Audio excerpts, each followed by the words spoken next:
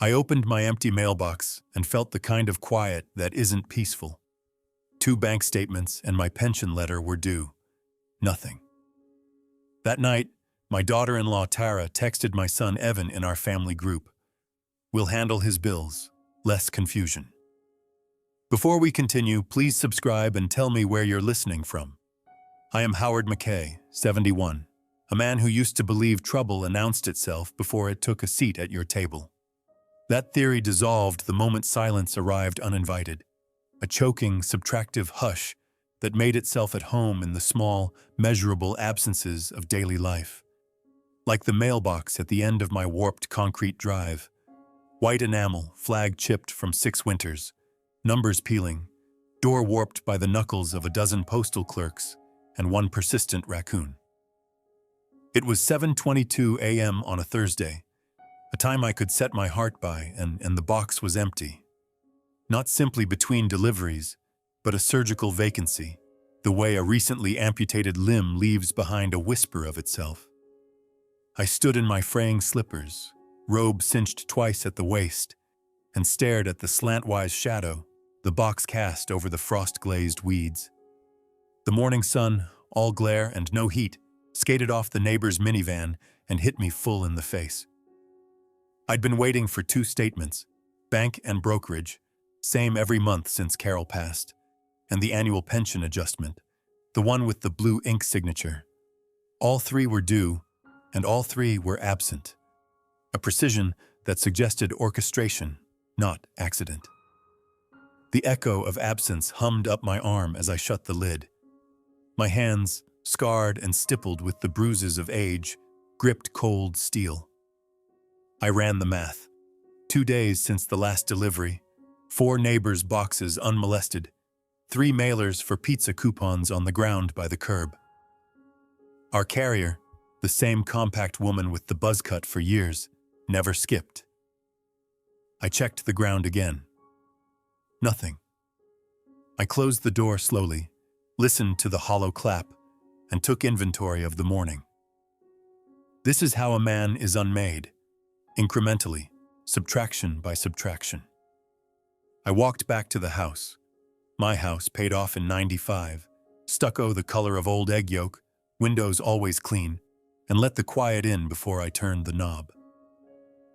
The kitchen greeted me with the smothered odor of yesterday's coffee and linoleum heated by the vent. At the counter, I poured out grounds, rinsed the carafe, and watched the water spiral down, each movement measured and deliberate. Ritual, I'd learned, is how you outlast panic. My phone sat docked near the sink, blue diode winking like an arrhythmic heartbeat. The home screen glared with a single group text.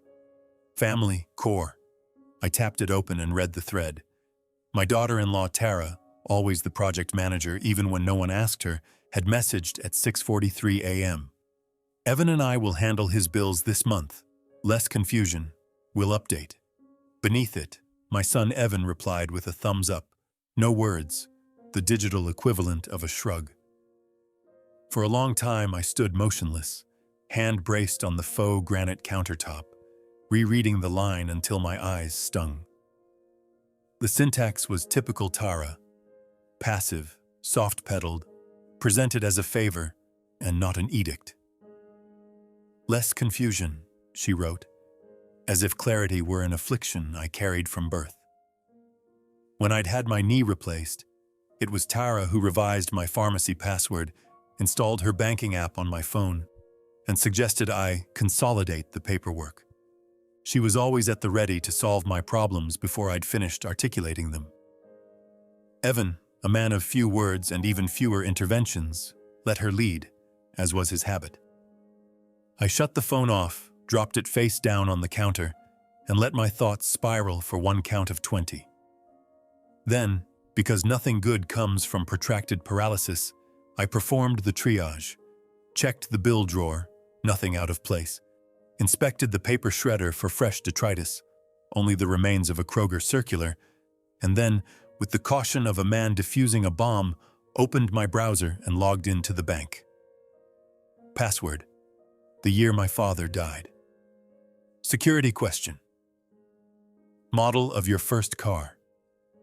The page loaded as slow as a cataract, and when it finally rendered, the dashboard was identical to last week's, balances to the penny. I searched for e-statements, but the last one posted was from the prior month. The Contact Us tab blinked, as if to say, "You are alone with this." I clicked away, resisting the urge to email customer service with a polite query. I already knew the answer. The bills were in the wild, en route to wherever Tara and Evan staged their domestic efficiency projects. Some men would have called, demanded explanations, perhaps even driven the 11 miles to the condo on Spruce to force a confrontation. But there was a dignity in restraint, a philosophy Carol and I had long practiced.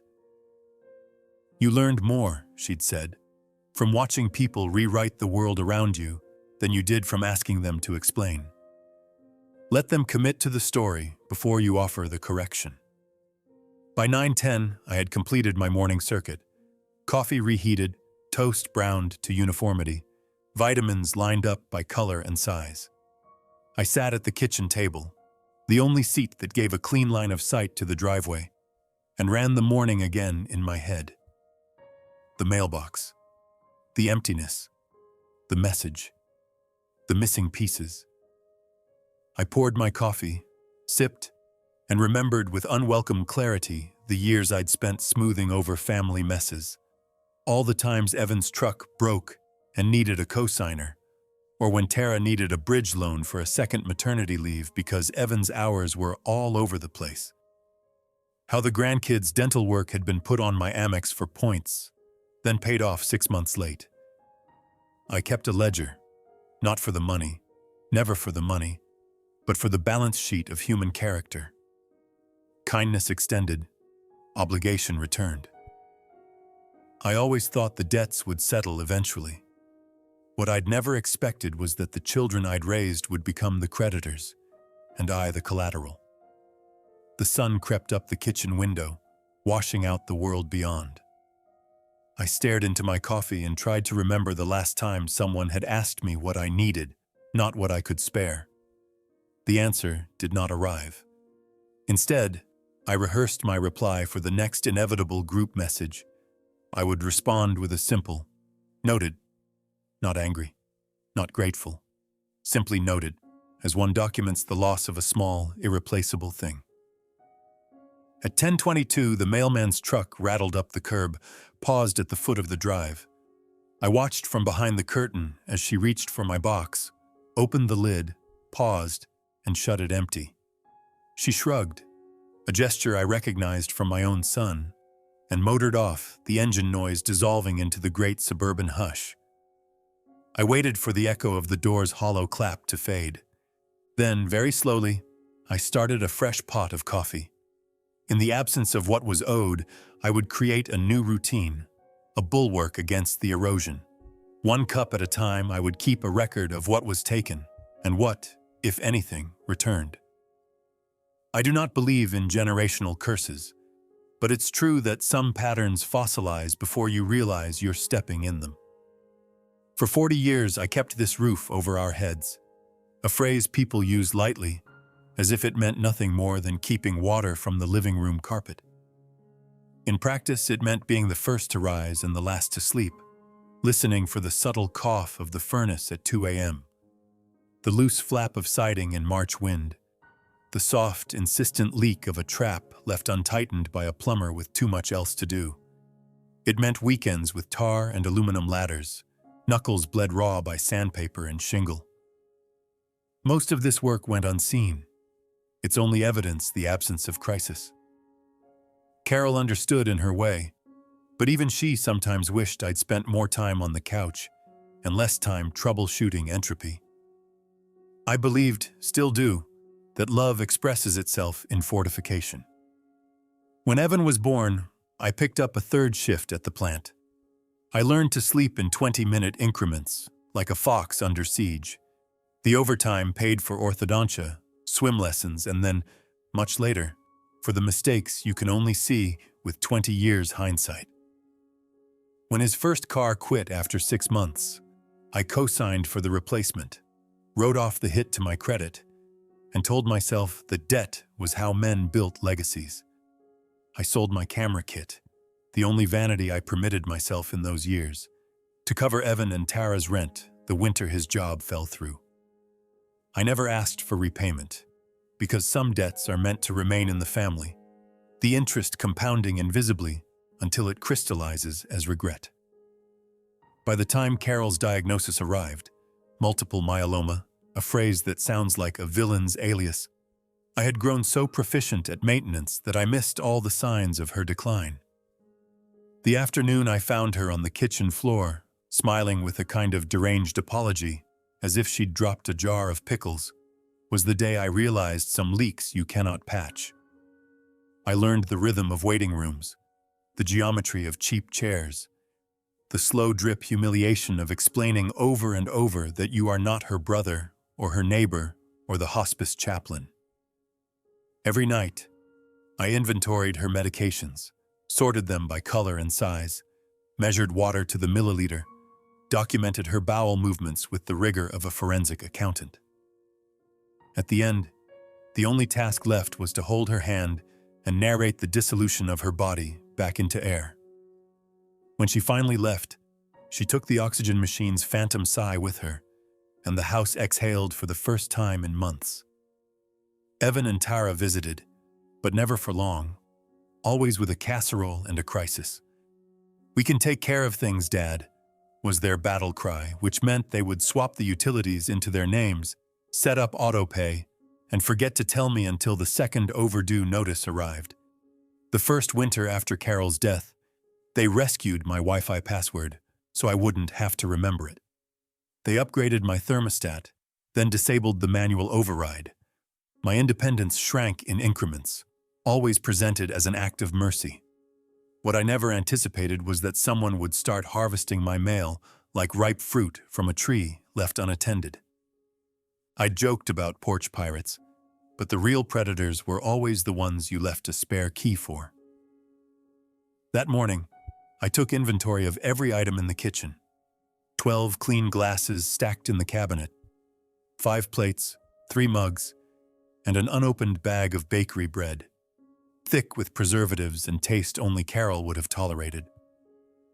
I dusted the windowsill with the edge of my sleeve, checked the perimeter of the mailbox again, and finally sat at the table, arms crossed, as if to physically keep myself from further subtraction. I tried to imagine a scenario in which the missing mail was an accident. Misdelivery? Unlikely. The mailwoman was a military veteran, precise and methodical. Theft? From whom? No one in the neighborhood walked, not since the city put up the new traffic signals. I considered calling Tara, but the memory of her last visit, how she'd run a Clorox wipe over my fridge door before hugging me, made my jaw clench. I spent the remainder of the morning digging through old statements, aligning them by month and year, noting the cycles and patterns. In Carol's absence, this was how I grieved. Not with tears, but with ledgers, with the orderliness she once accused me of weaponizing. I uncovered a dusty manila envelope labeled "Taxes, Carol" in her tidy script. Inside, a photo strip of us from 1978, grainy and backlit, her hair a cloud of static, my own a dark helmet. I set the strip on the table, stared at the 4 faces, each a different permutation of affection and exhaustion.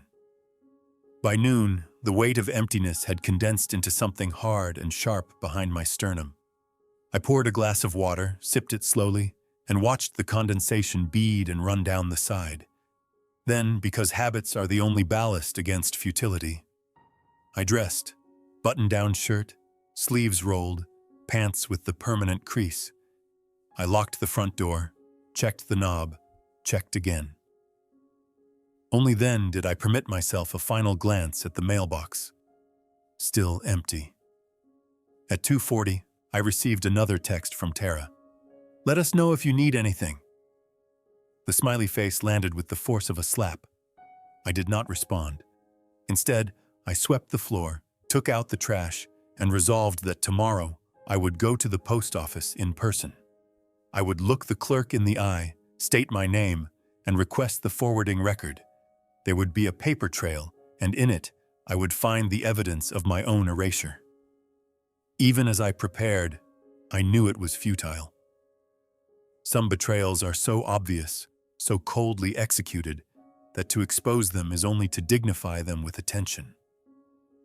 Still, I rehearsed the conversation in my mind, practiced the lines the way Carol once coached Evan for the school play. There was dignity, she said, in speaking plainly. I made a note in my ledger. February 21st, statements missing. Then I added, almost as an afterthought, no one called. If my generation had a superpower, it was documentation.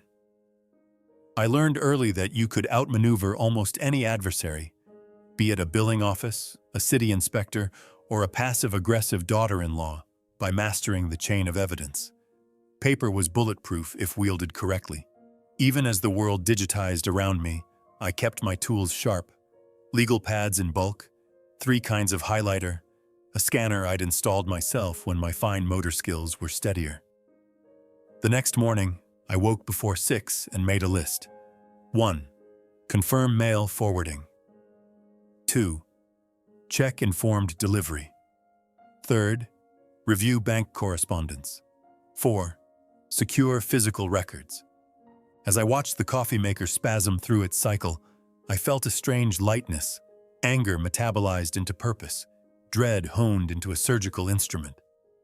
First, I signed up for informed delivery, the Postal Service's half-baked attempt at transparency. I'd avoided it in the past. Carol used to say it was a security risk, and I'd deferred to her on matters of paranoia. But today, suspicion was not only warranted, but patriotic. The sign-up process was a minefield of password resets, email verifications, and personal questions. Name of childhood best friend? None. Street of first home? Burned down in 1959. I answered as best I could, then waited for the dashboard to load. It revealed a gallery of ghosts, scans of mail pieces, each stamped with yesterday's date, all clearly addressed to me, and all never delivered. The first was my brokerage statement, windowed envelope, logo visible through the blur. The second, a thick white packet from the county pension board. The third, a bank letter, return address in blue ink. Each image shimmered with the pixelated unreality of a photograph taken underwater. I scrolled down and saw the forwarding label, a garish yellow sticker with a barcode and a new address, one I did not recognize until I read it aloud. Tara and Evans Street. The suffix matched the development they'd moved to last spring, the one with plastic playgrounds and historically inspired street names. I took screenshots of every entry, saving them to a folder named Mail. Then I printed the scans, each one landing on the tray with a small, vengeful thud. The date stamps were as clear as the edge of a razor. It was not a clerical error. This was deliberate. My hands trembled only when I paused to let the ink dry. I called the bank next, using the landline because it felt more official. The hold music was a syrupy rendition of The Girl from Ipanema. I let it play for 4 minutes before an agent answered, her voice as clipped and neutral as a flight attendant announcing turbulence. I gave my name, account number, and the last 4 digits of my social. I stated my request. I'd like to know if there have been any recent changes to my mailing address or contact information. She asked for my phone number, then read back my old address, the one on file since 1992. I asked her to check for pending or unverified changes. There is a pending update, she said, her voice flattening further. It was submitted online 3 days ago. Would you like the details? I said yes. She read the proposed new address, and it matched Tara and Evan's ZIP code, their development, their street. I could picture their house, a faux craftsman with a blue recycling bin permanently parked at the curb. I asked who submitted the request. She hesitated, then said, "It was entered online, but the system does log the device's IP address." I wrote down the case number she gave me. "You can freeze the change," she added, "but I'd recommend coming into a branch for verification." I thanked her, ended the call, and sat for a moment, the receiver still warm in my palm. I opened my ledger and in block letters wrote, "Address forward initiated February 18th, unauthorized." Underlined twice, then annotated, "Bank, brokerage, pension, all affected." For an hour, I oscillated between rage and self-disgust. Part of me wanted to drive to Evan's house, bang on the door, and confront them with the printouts like a litigator entering evidence. But even in the heat of humiliation, I heard Carol's voice, clear and calm. "You lose leverage when you react first." I counted to 50. Then I poured a glass of water, sat down, and made copies of every document. I drafted a letter to the local postmaster, another to the county pension board, and a third to the bank's fraud department. Each letter was short, factual, and unflinching. I did not authorize a change of address or mail forwarding. Please investigate. The printer hummed. I stapled the packets, slipped them into envelopes, and wrote my name on each with my favorite pen, the one Carol had given me for my retirement party. I double-checked the addresses, licked the envelopes, and sealed them with a thumbprint. It felt theatrical, but also necessary, my way of marking the trail. By noon, I'd completed the day's work. I laid out the packets on the dining room table, a neat array of accusations, each waiting for its destination. I considered calling Tara, rehearsed the script in my mind, imagined every possible deflection she might employ. It was an accident. We were just trying to help. You seemed overwhelmed. But there was dignity in letting the evidence speak for itself. Instead, I walked to the mailbox, opened the lid, and placed the letters inside. I closed the door with the care of a surgeon suturing a wound. I stood for a moment in the cold, breathing deeply, memorizing the arrangement of every car and every shadow on the street. Somewhere, Evan and Tara were likely having lunch, unaware that their crime was already documented, time-stamped, and set in motion. I would let them sweat. The slow, methodical process of accountability was its own kind of justice. Back inside, I set the coffee to brew again, wiped down the table, and sat with my ledger open, awaiting the next move. If there was anything left of the old order, it was this. You never lost a war you could document. I have always trusted brick and mortar more than bytes and bots. So at 9:05 a.m. Friday, I drove to the post office, knuckles white on the wheel, envelopes and documentation stacked on the passenger seat like a dossier. The parking lot was already half full, commuters squeezing in a last-minute bill payment or package drop-off before the day's true obligations began. I locked my car with double taps and rehearsed my lines, just in case the woman behind the counter tried to explain it away as a system error. Inside, the air was chemical clean, tinged with that damp newsprint aroma only government buildings manage to sustain. The line moved slowly, each customer a minor calamity of lost forms or misunderstood rates. I waited my turn with the practiced patience of a man who'd stood in far worse lines. Hospital billing, DMV, the sardonic theater of Social Security. When I reached the front, the clerk greeted me with a studied neutrality, eyebrows already braced for complaint. "Name?" she asked, hands poised over the keyboard.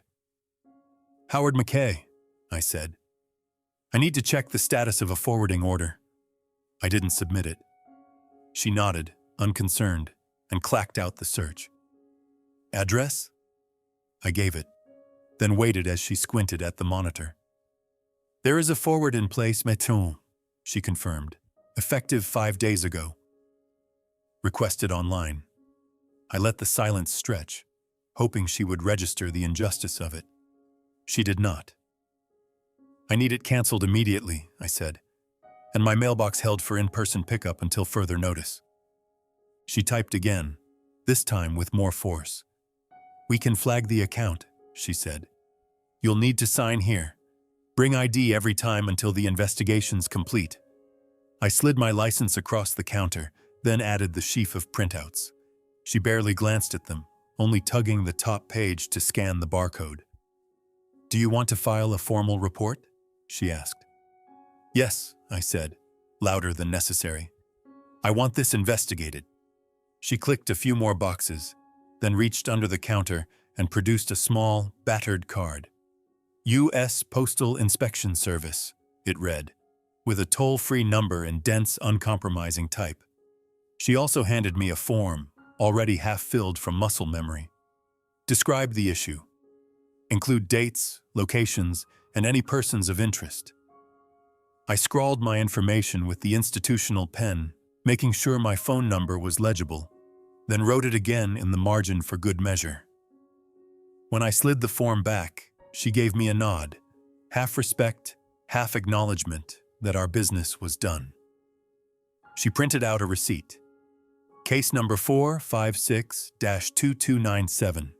Expect a follow-up within 3 to 5 business days. I tucked the card and receipt into my pocket, then stepped aside to the lobby's grim row of chairs. There was no sense of victory.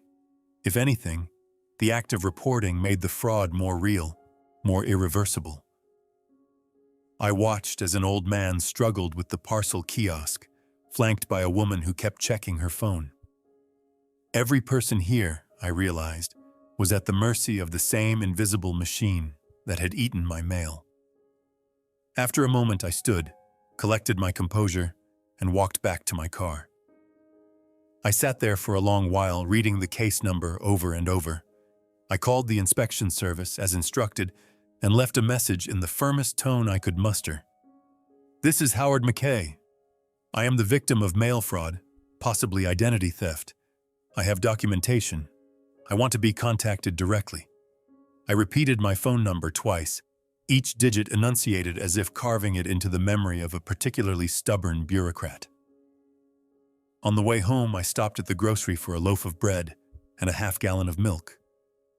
I stood in the checkout line, listless, scanning the magazines for evidence of any reality stranger than mine. Nothing came close. Back at the house, I triple-checked the lock on the mailbox, then set up a stackable bin near the front door for any mail held at the branch. I taped the case number to the side in bold print. I checked the phone twice an hour, willing it to ring. If justice meant anything anymore, it was this. A record, a case number, a phone call that would make things right. I wrote the date on the calendar in the kitchen, circled it in red, and waited for the world to catch up with me. The last time I'd visited a lawyer's office was the year Carol died, to sign off on the kind of medical directives that render a marriage both finite and official. I remembered the conference table's chill, the hush of a secretary's heels receding down carpet, the notary's stamp driving home the finality of our life together. I did not expect to find myself in similar chambers only 3 years later, this time negotiating the terms of my own ongoing existence. At exactly 12:40 p.m., I sat in the reception room of Malik Shah, elder law specialist, watching the second hand orbit a clock that needed dusting. Malik's name on the door was rendered in metallic blue, understated but crisp, as if to say, I don't need your respect, only your facts. The receptionist, a young man with the haunted expression of someone balancing too many tabs in his head, checked me in and offered a bottle of water. I declined, but accepted the clipboard. The intake form asked for next of kin, medical history, and a description of the immediate threat. I wrote in block letters, mail forwarding fraud, possible identity theft. Suspect, son and daughter-in-law. I skipped the optional fields. After a 10-minute wait, I was ushered down a hallway lined with graduation photos and framed certificates. Malik's office was aggressively neat. Files color-coded on a rolling cart. Law books arranged by height and wear. Malik himself was mid-50s, beard edged to precision, glasses perched low on his nose. He wore a navy suit and a tie with a pattern too subtle for distance. When he shook my hand, I recognized at once the particular confidence of a man who has never been caught unprepared. He motioned for me to sit, then said, "Tell me what happened, Mr. McKay." He listened in the way lawyers do, not just for the facts, but for the gaps between them.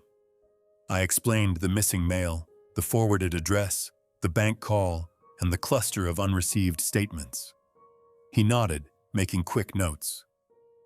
When I described Tara's text and the family's helpful interventions, he did not roll his eyes or offer sympathy, only scribbled something in red ink on a pad. "Classic case," he said. "Statistically, most exploitation comes from family, usually under the banner of helping." He smiled, thin and knowing. "Do you have physical evidence?" I slid the folder across the table. Printouts, screenshots, even the card from the post office. He fanned through the papers, pausing to highlight date stamps, addresses, anything out of the ordinary. "We need to move quickly," Malik said. "First, you file an affidavit with the USPS. That's already underway. Second, we alert the credit bureaus and freeze your file.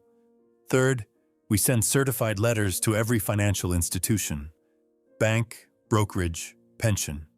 Everything locks down until you approve changes in person with ID." He outlined the process as if reading from a script, his voice never rising or falling.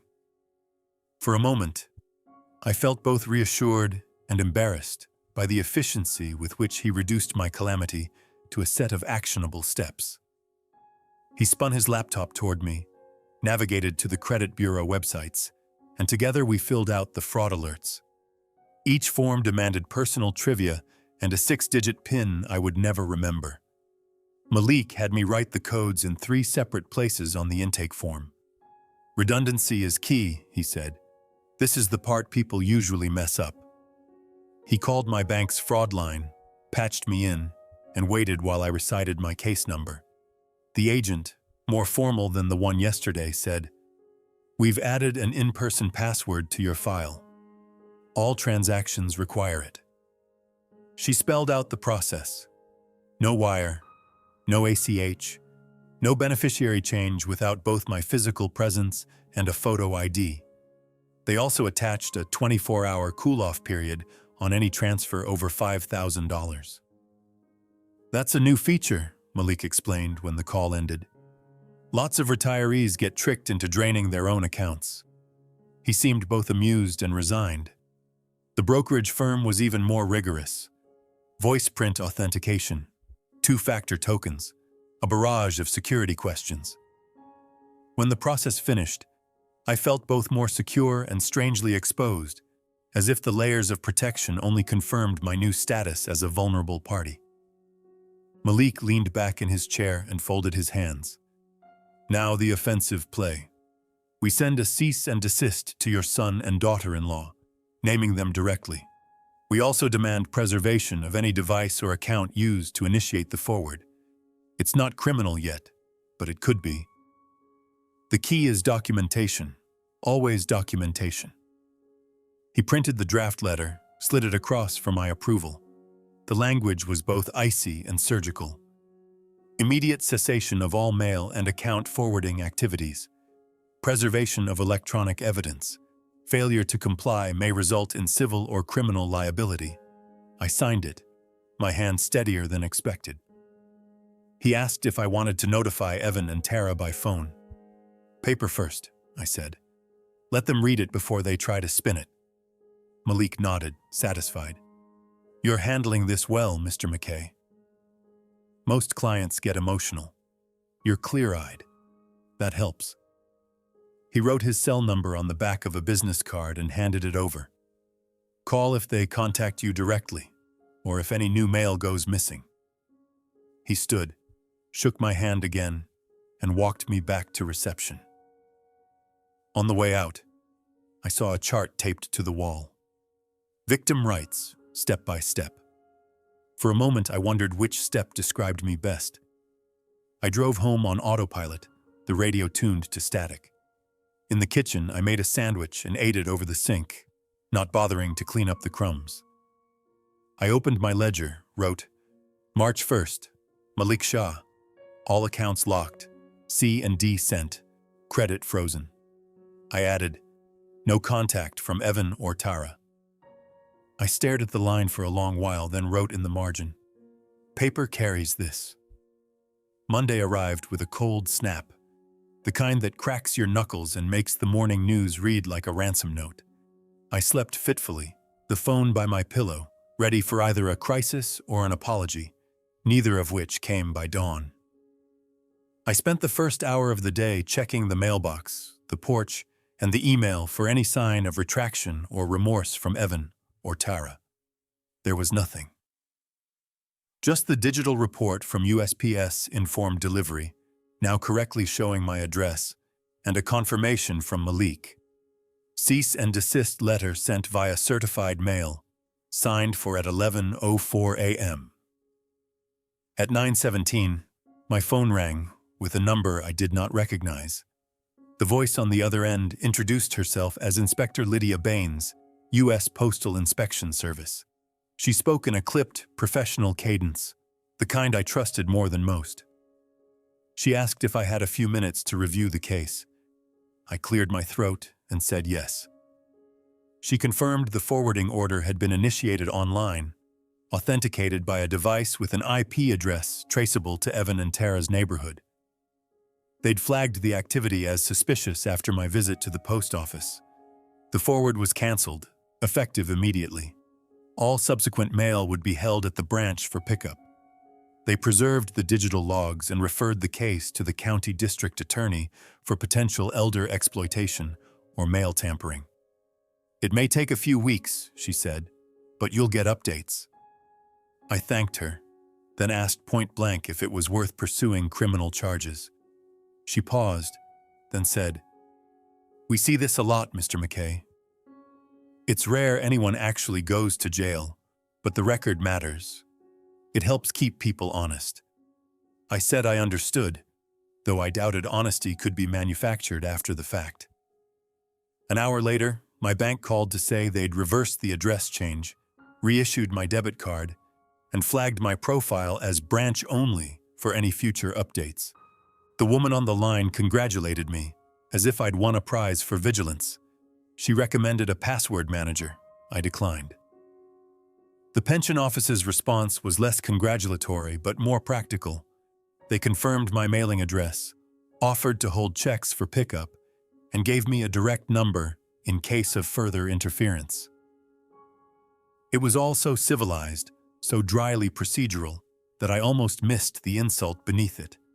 The assumption that I could not be trusted with my own affairs unless I showed up in person, ID in hand, every single time. I spent the rest of Monday at the hardware store, selecting a locking mailbox from a display of 5 near-identical models. I chose the heaviest, most overbuilt one, cast aluminum, tamper-proof, with a hidden slot and a reinforced post. I paid cash, kept the receipt, and installed it that afternoon, aligning it with a level and double-checking every bolt. When I finished, I photographed the box and taped the receipt to the inside of my kitchen cabinet. Each small restoration felt like a victory, however minor. I created a spreadsheet of all my new credentials, printed a hard copy, and stored it in the fire safe. I bought 2 additional flash drives and backed up every relevant document. I called the bank to verify the status, even after the letter arrived. I made a game of it, testing each layer of security until I was certain there were no more leaks. At the end of the day, I brewed a cup of coffee and stood by the window, watching the street. I no longer expected the world to right itself overnight, but at least my corner of it had been recast in my own image. Vigilant, slightly paranoid, unbreakable by design. I updated my ledger. March 5th, USPS Inspector. Forward canceled, logs preserved, case referred. Bank/retirement secure. Mailbox installed. Then, in the margin I wrote, receipt, $78.95. It wasn't justice, but it was proof, something to hold on to, even as the rest of the world kept drifting. By sunset, the house had the uneasy calm of a theater before curtain. I set the dining table with 3 glasses and a carafe of water, not for comfort, but to signal the seriousness of the assembly. I'd rehearsed every line and gesture, and even now my hands moved with the muscle memory of hundreds of family dinners. Chairs angled perfectly, light above at the lowest, least flattering setting. The air chilled just enough to make the kitchen the only logical place to gather. At 6:48, Evan and Tara arrived together. They did not ring the bell. Tara used her key, as if she still lived here. They both wore their errand-running clothes, athleisure for her, denim and plaid for him, telegraphing that this would be a pit stop, a quick patch-up before returning to more important lives. I noted the detail in my ledger, even as I opened the door and waved them in. "Sit," I said, voice calm but flat. Tara obliged, smoothing her pants over the chair. Evan hovered, then collapsed into the seat across from me, his leg already bouncing. I pressed record on my phone, resting it beside the carafe. Tara's eyes flicked to it, then away. "I want to be clear," I began. "This is not a negotiation. I need to tell you what you've done." Tara crossed her arms, schooling her expression. "Dad, if this is about the mail—" "It's not about the mail," I said, louder than intended. "It's about trust." Evan flinched, but Tara's gaze sharpened. She had always been better at confrontation. I laid out 3 neat stacks: the USPS report, the bank and pension statements, and Malik's certified letter. Each packet was paper-clipped and annotated. I slid the USPS folder to the center of the table. "You initiated a forwarding order in my name," I said. "You harvested my mail, my financial information, and tried to route it to your house." Tara opened the folder, flipping through the pages. She stopped at the case number, the printed summary from the postal inspector, and closed it with a sigh. "We were just trying to help, Howard. You said yourself you've been overwhelmed." Evan nodded, as if his wife's statement was enough to clear his conscience. "You keep missing stuff." "We thought—" "What you thought," I interrupted, "was that I could be managed, that my autonomy was a clerical error." I slid the bank documentation forward. "Did you think I wouldn't notice the address change? That the pension office would just rubber stamp it?" Tara's lips pressed together. "It was temporary. Just until you got organized." "Organized," I repeated. The word was a bitter joke. I've spent my entire life organizing for this family. 40 years of paychecks, of bills paid on time, of emergencies solved before you even knew there was a problem. Do you honestly think a man forgets how to check his own mailbox? Evan's eyes darted to the carafe, then back. "Dad, nobody is saying you're senile. Then what are you saying, Evan? That I'm a liability?" He shrugged. "You're alone now." "It's different." I reached for the 3rd stack, the cease and desist, the legal language of Malik's letter. I read it aloud. "Immediate cessation of all mail and account forwarding activities. Preservation of electronic evidence. Failure to comply may result in civil or criminal liability." My voice did not waver, though my chest burned. Tara tapped her fingers on the case number. "You called a lawyer on your own son?" I met her gaze. "No. I called a lawyer on a thief." Evan's face reddened, but he said nothing. Tara's was a mask. I slid the informed delivery screenshots across the table, a fan of grayscale images. "This is proof," I said, "not speculation." "My name, your ZIP code. Try to explain it." Tara gathered the papers, fanning them like test results. "You're not hearing us. We didn't steal from you. We were protecting you." "From what?" I asked. From myself? From being old and inconvenient? Or from the embarrassment that your father might make a mistake in public? She set the stack down, took a deep breath, and let the silence stretch. I knew that tactic. It was the same one she used on her kids, to force them into confession. But I had lived too long for shame to bend me now. "Look at me," I said, and both did. "You tried to reroute me. I'm not movable." Evan looked away. Tara blinked once, then said, "So what happens now?" "You leave," I said. "You don't touch my mail, my finances, or my life. If I need help, I'll ask for it. And if I see another forwarding order or bank change, I call the authorities, not you." I gathered the papers, stacked them with precision, and stood. Meeting adjourned. They left without argument. Tara did not slam the door, but she closed it hard enough to rattle the hinges. I watched their car pull away, the brake lights glowing in the dusk. I sat at the table, alone, and let the adrenaline subside. I wrote in my ledger, March 7th, confronted Evan and Tara. Evidence presented, boundaries enforced. Then, for the first time in weeks, I poured myself a whiskey and drank it slowly, savoring the burn. By the end of the week, the world seemed less a conspiracy and more a series of small tests, each requiring only that I show up and answer for myself. The postal inspector, true to her word, sent a formal email summary. Forwarding order terminated. IP logs preserved. Referral to county authorities as discussed. It was less than 2 paragraphs, but every syllable felt like a stamp of validation, a record that my story, so easily discounted by the people closest to me, now existed in the indelible realm of officialdom. On Friday, I went to the bank branch to pick up my new debit card.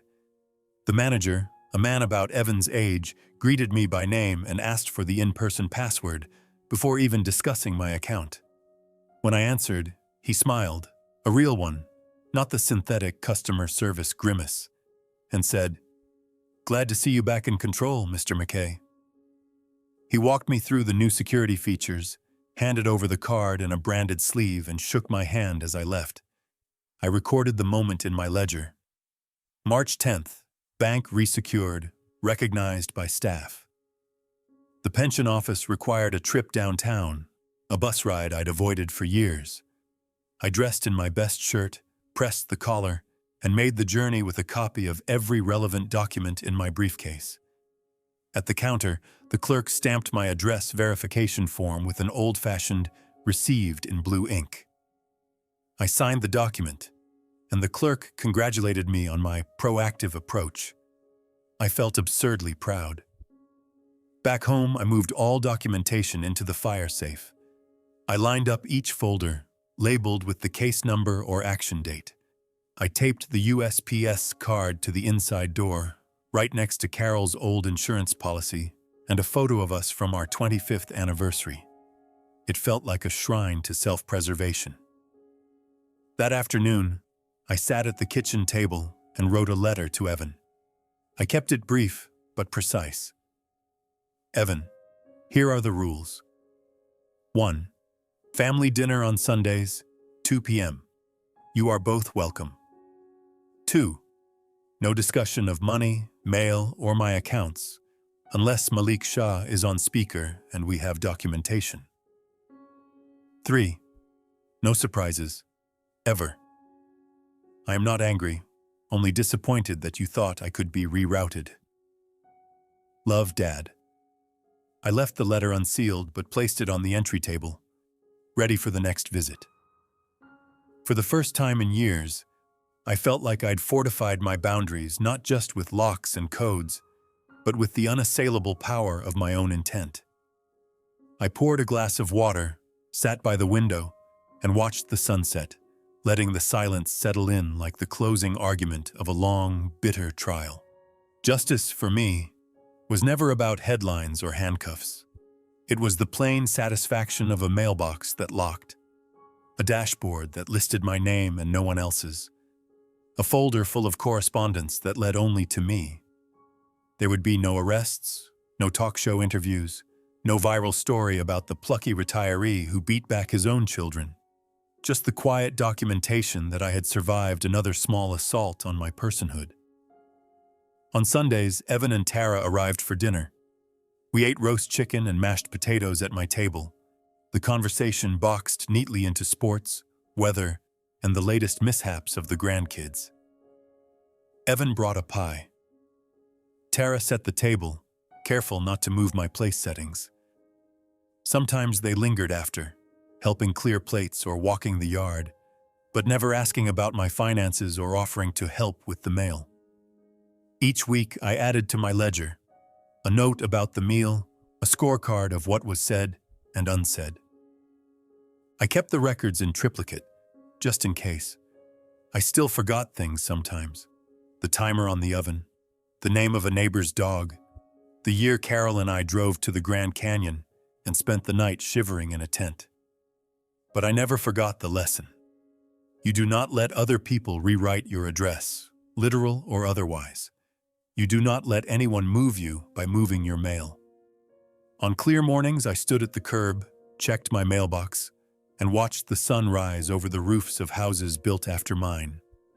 The air was sharp, and the silence tasted clean. I belonged to myself, and no one could forward me anywhere. Please subscribe and like the video to share more stories like this.